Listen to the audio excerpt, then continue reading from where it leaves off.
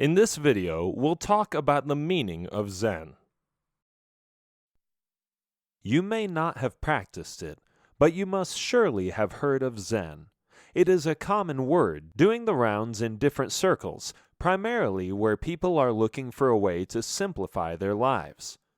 In fact, Zen has often been associated with aspects like tranquility, mindfulness, concentration, and anything else that can help restore some order in today's fast-paced and chaotic lives. In essence, Zen tries to understand the meaning of life without being distracted by logical or rational thought. The practice does demand an intense discipline which, when followed properly, will let you get better at dodging distractions, but this is easier said than done. If you come from the western part of the hemisphere where intellectual thinking and multitasking dominates, it can be challenging to adapt to Zen. The origins of Zen.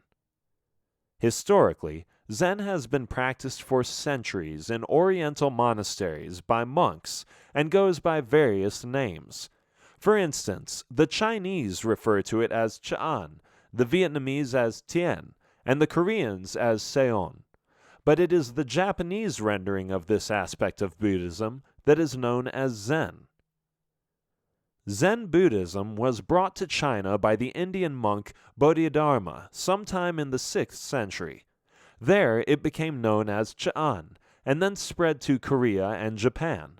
Under the 6th Chinese patriarch Huineng, Zen shed many of its inherent Indian trappings, becoming more Chinese. It also became more of the Zen that we now think of. But it was not until the middle of the 20th century that Zen Buddhism became popular in the West. Zen, as we know it today, is a way of living where people find happiness and peace within themselves. They learn to be more aware of their surroundings and the present, rather than be distracted by an influx of information overkill. Zen teaches these individuals to lead a more disciplined and simple life, instead of a contrived and artificial one. So, if you are looking for a way to incorporate more Zen into your life, then read on. Here is a quick rundown of what to include and what to exclude from your life as you start your Zen journey. What to do? At its very basic, Zen teaches you to be fully aware and live in each moment. This means you should work with a single-pointed awareness. For instance, if you're cleaning, then you're fully present for the act of cleaning alone. If you're spending time with family, they are your only focus and nothing else.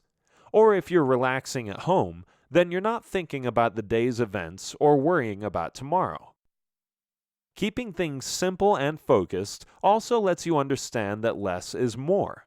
So while you may be doing less, you're giving it your everything and coming out with a gratified experience. Keeping things minimal will also help you figure out what's important and unimportant in life. In a way, it's decluttering your everyday affairs.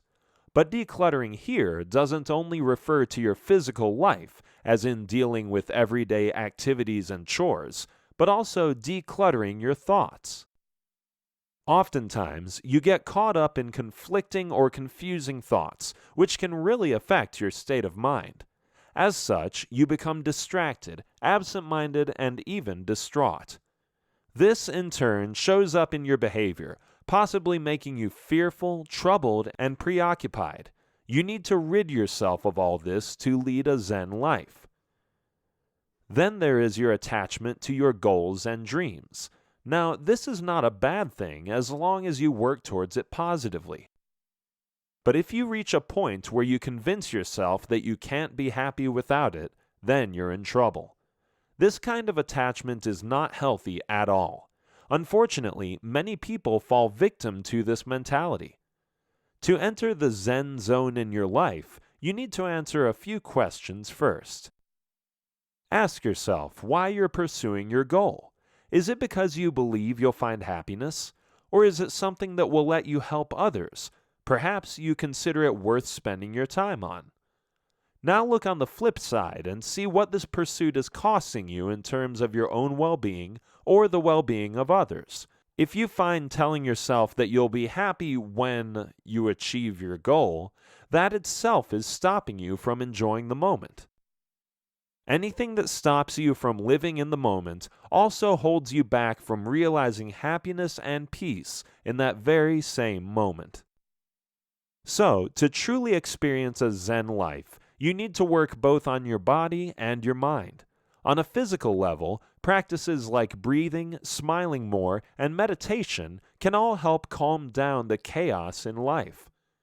But the same can also have a surprisingly calm effect on your mind.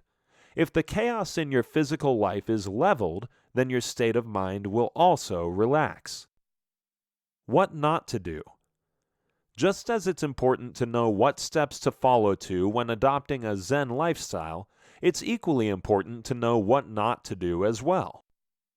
You need to find peace with yourself first before you can proceed onto anything else.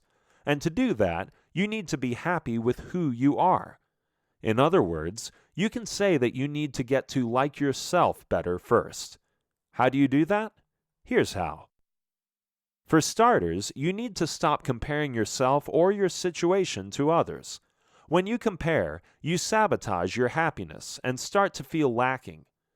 Negative thoughts like what you have or don't have start to creep up, and you make yourself suffer for no reason. You need to stop that right away. That said, you also need to stop judging. Judging never feels good because judgment is a heavy burden. Another thing you may want to work on is worry. If you want to adopt Zen habits for a healthier, more peaceful lifestyle, you should cut down on worrying about everything. Oftentimes, worry stems from a fear or an urge to feel in control. If you sense that you're starting to lose control, you begin to worry. This is exactly what doesn't work in a Zen lifestyle. Worrying only creates a negative energy within yourself and around you. And with a troubled head on your shoulders, you won't be able to focus on the moment. The do's and don'ts of Zen are a mixed bag. Some are straightforward and quick, while others are more of a work in progress. But in the long run, if you follow these steps consistently, they will come together and change your life in a big way.